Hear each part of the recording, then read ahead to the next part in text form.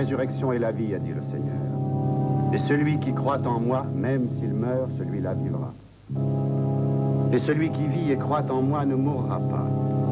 Selon la volonté de Dieu, nous confions ton corps à la terre. Poussière, tu retourneras en poussière, mais avec la certitude qu'au jour de la résurrection, tu te lèveras d'entre les morts pour revivre une vie éternelle.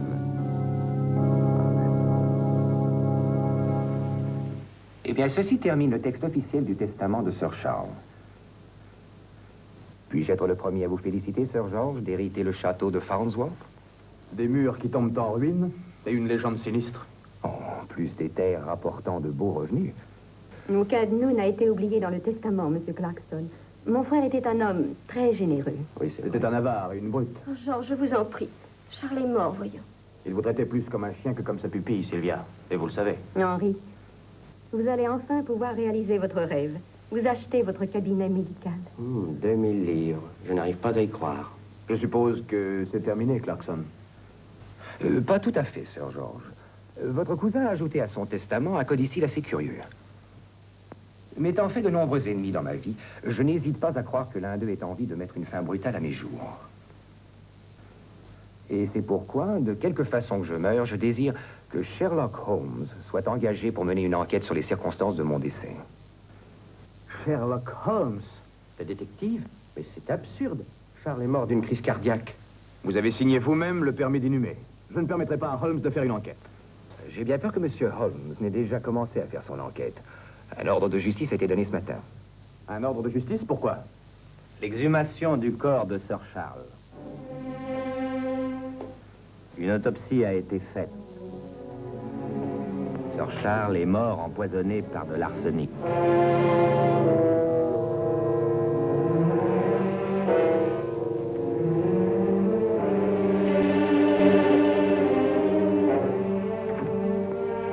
Elisabeth, c'est incroyable. Qui aurait pu l'empoisonner? Et l'arsenic? Seulement l'un de nous. Vous, moi ou Henri?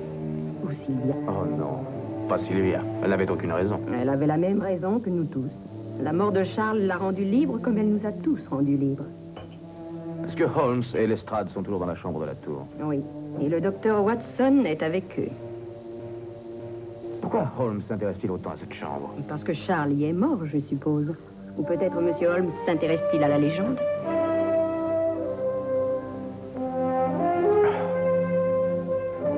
Cette ridicule et stupide légende. Le meurtre, voilà à quoi je crois, Holmes, pas aux légendes. Mon cher Lestrade, les légendes servent souvent de paravent à des buts très réels. Mais quelle est cette légende? Eh bien, elle remonte à la guerre des Deux Roses. Une sentinelle s'est endormie pendant qu'elle était de garde, et le résultat fut qu'elle eut la tête coupée. Et depuis, chaque fois que quelqu'un dort dans cette tour, il doit mourir. Sans des sottises, bien sûr. Mais Sir Charles a dormi dans la tour et il est mort. C'est une coïncidence. Il avait déjà absorbé le poison, et il fallait qu'il meure quelque part. Cette fenêtre est vraiment trop étroite pour permettre à quelqu'un d'entrer ou de sortir. Et avec la porte fermée, cette chambre devient un véritable cercueil. C'est de l'arsenic qui l'a tué, Holmes, pas la chambre. Ou la légende. Ou la légende. Docteur Watson, vous avez lu le rapport de l'autopsie. Quelle est votre opinion? Eh bien, il y a une chose qui m'a semblé étrange. Nous sommes en janvier. Et Sir Charles a mangé des raisins le soir où il a été empoisonné. Oui, et quel est le rapport? Voyons, on trouve difficilement des raisins en janvier. En Angleterre, du moins. Bravo, Watson.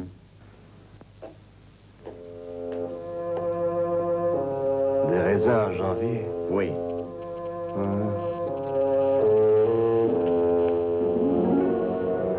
Arsenic, contenu dans ce flacon. Et c'est l'un d'entre vous qui lui a donné. Chacun de vous tirait un bénéfice de sa mort.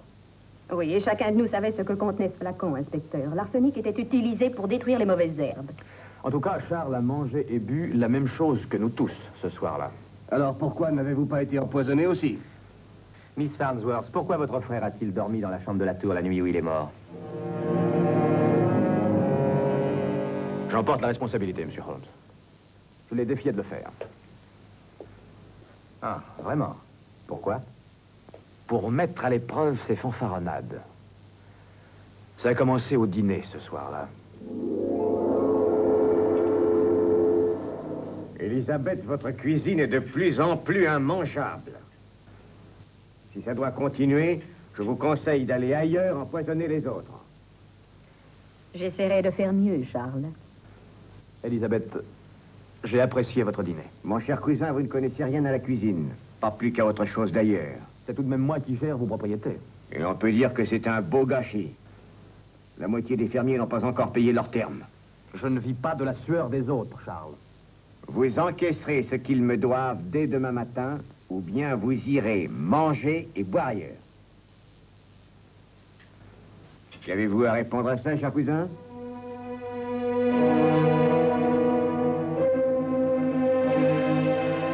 C'est entendu, j'irai les voir dès demain matin. Pourquoi toujours nous humilier ainsi, Charles? N'avez-vous aucune décence, aucun respect humain? Je ne suis pas une mauviette comme Georges, et j'ai horreur de la faiblesse. Le courage n'est pas que physique, Charles. Le courage. Vous rappelez-vous le jour où je vous ai enfermé dans la chambre de la tour? Vous hurliez comme un cochon qu'on égorge. J'étais un enfant de 7 ans et non un homme brave comme vous. Qu'est-ce que vous voulez dire? Vous avez osé enfermer un enfant dans cette chambre, mais vous n'avez jamais voulu y passer une nuit vous-même. Vous pensez que je crois à cette stupide légende? Oui. Et elle vous fait peur. Comme vous fait peur tout ce que vous ne pouvez entendre, voir ou toucher. Vous m'y avez enfermé, moi, pour voir si j'aurais plus peur que vous.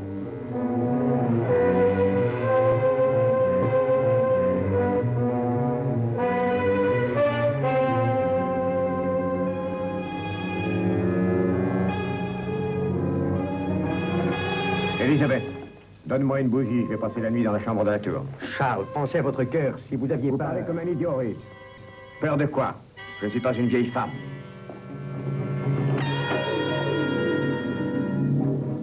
Je vais chercher une bougie.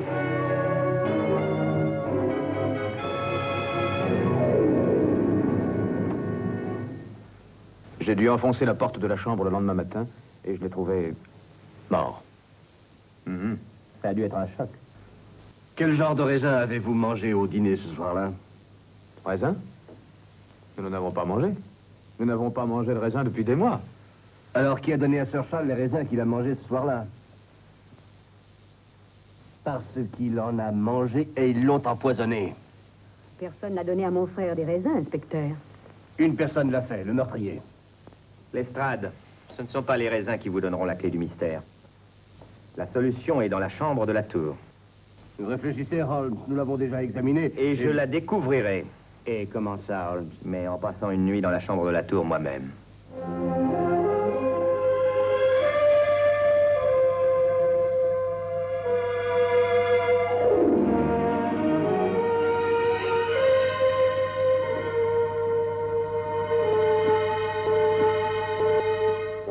Monsieur Holmes, je crois que vous avez tort de prendre la légende de notre château à la légère. Bien au contraire, Miss Farnsworth. Je la prends très au sérieux.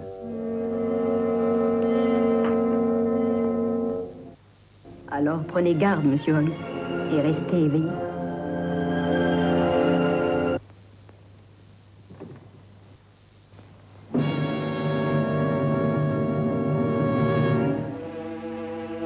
Holmes, comment trouverez-vous la solution du mystère ici? Bien simplement, Watson. Le meurtrier va essayer de me tuer aussi.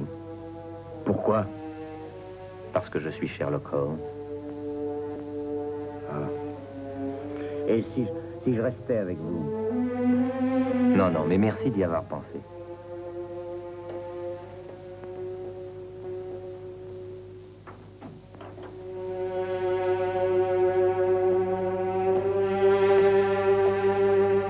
Holmes, s'il arrive quelque chose, appelez-moi. Oui, oui, je vous jure de le faire.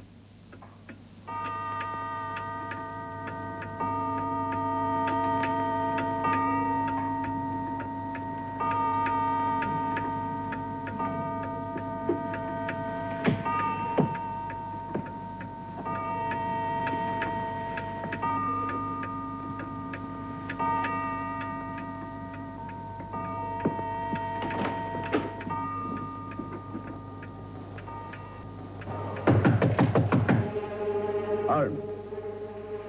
Holmes!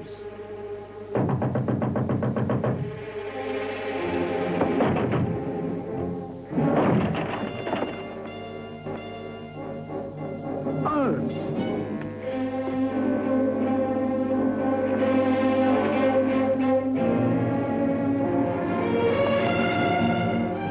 Poison. Watson. Je vais vous conduire dans ma chambre.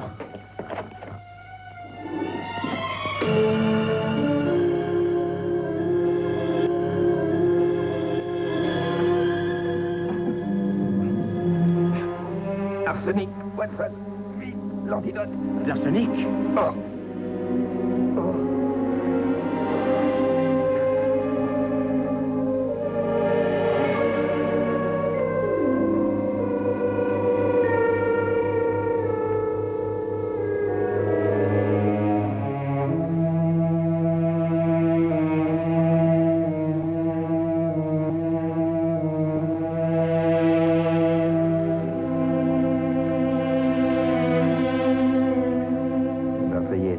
Watson.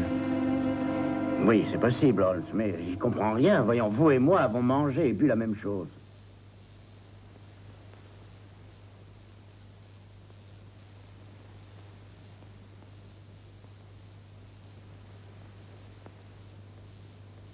Watson, je crois connaître le secret de l'assassin.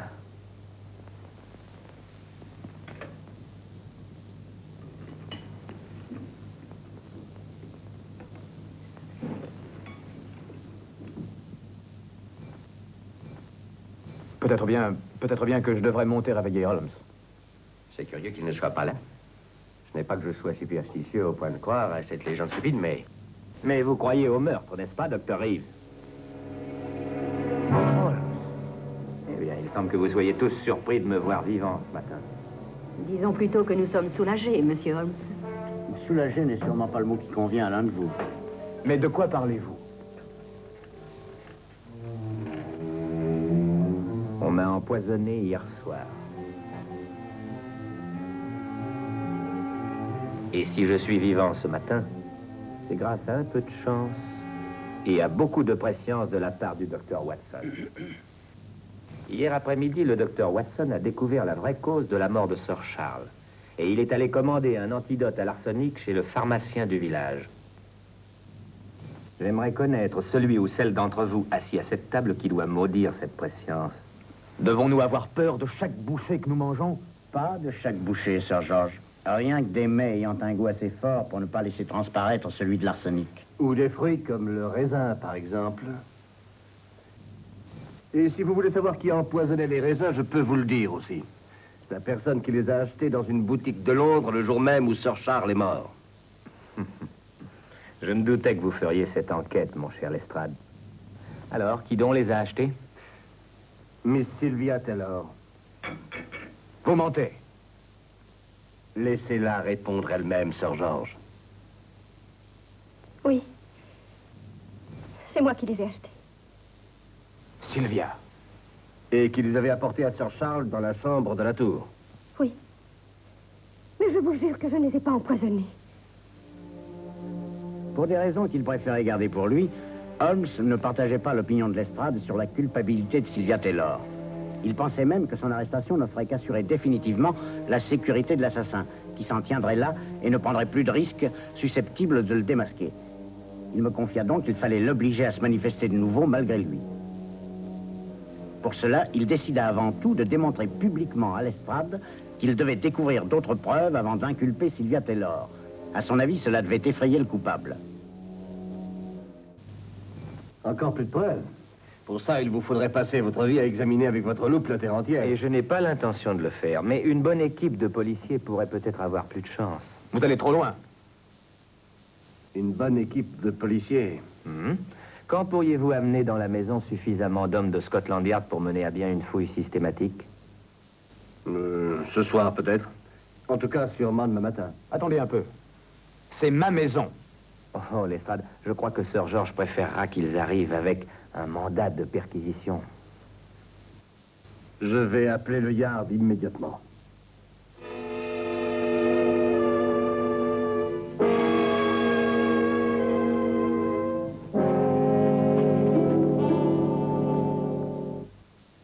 Watson, vous êtes sûr que personne n'a quitté la maison? L'agent qui est à la porte dit que personne n'est entré ni sorti de toute la journée. Bon, j'espère qu'il ne s'est pas trompé. C'est vraiment épuisant, vous savez, Holmes, de monter cette gaffe qui jusqu'à présent ne nous a rien donné. Mais il ne faut pas perdre espoir, Watson. Le meurtrier est aux abois maintenant et la peur l'obligera à agir. Oh, Holmes, pourquoi allez-vous toujours à cette fenêtre? Vous savez, je crois que ce sont vos allées et venues continuelles qui me rendent aussi nerveux. Il est là, Watson. Quoi? Vite, Watson, allons dans la tour. J'arrive, Holmes.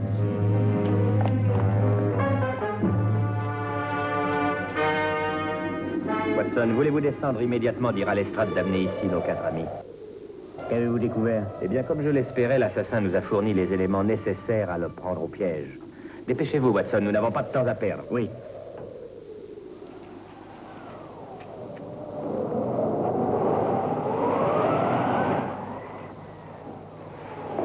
Si vous voulez bien vous asseoir.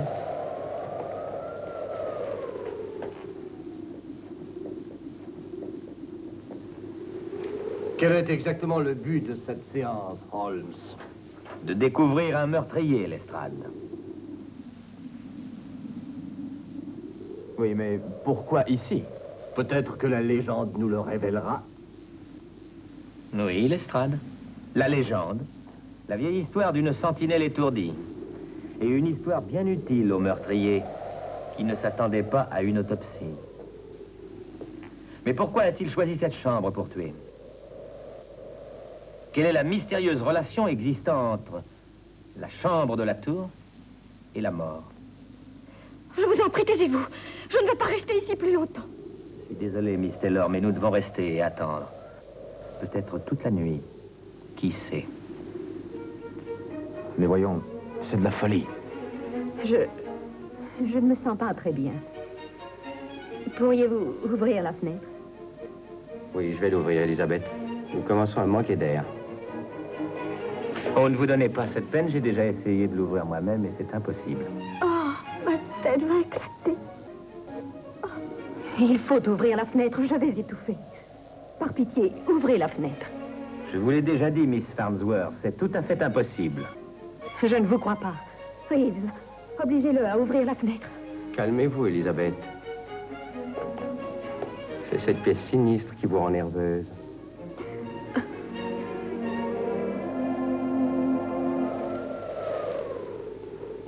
Elle se vend de malheur. Elle y a de quoi nous rendre fous. Monsieur Holmes, il faut nous laisser redescendre. Je vous demande à tous de vous calmer. Ne l'oubliez pas, comme je l'ai déjà dit, l'attente peut être longue.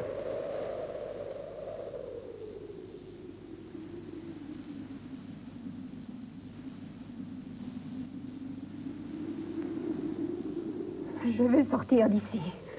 Elisabeth, Ouvrez la fenêtre. Ouvrez-la, entendez-vous? taisez-vous. Ne rendez pas la situation plus pénible qu'elle ne l'est déjà. Imbécile. Imbécile, mais comprenez donc. Il faut que nous ayons de l'air. Il le faut, entendez-vous? Ouvrez la fenêtre. Je veux partir, je ne veux pas mourir.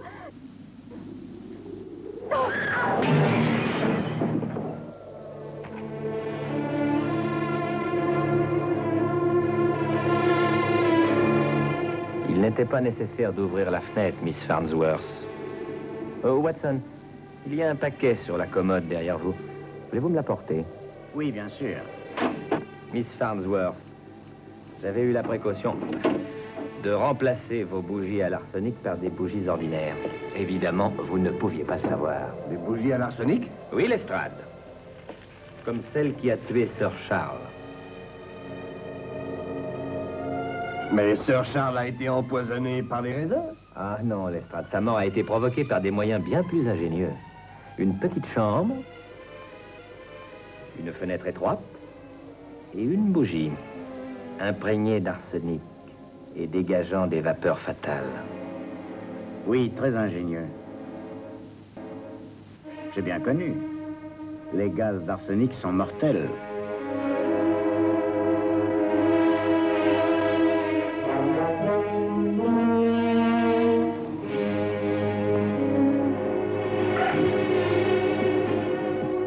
Suivez-les.